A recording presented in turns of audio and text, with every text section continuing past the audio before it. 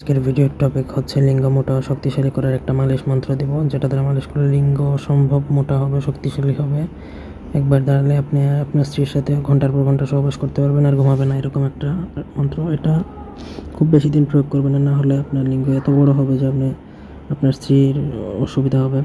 তো মন্ত্রটা প্রথমত বলে দিচ্ছি। কামাখ্যা মায়ের ভোলানাথের দোহাই লাগে, আমার এই লিঙ্গে অসুর শক্তি জাগে, স্বর্গমর্ত পাতাল আমার লিঙ্গের আগে নত হোক কামদেবের উপরে।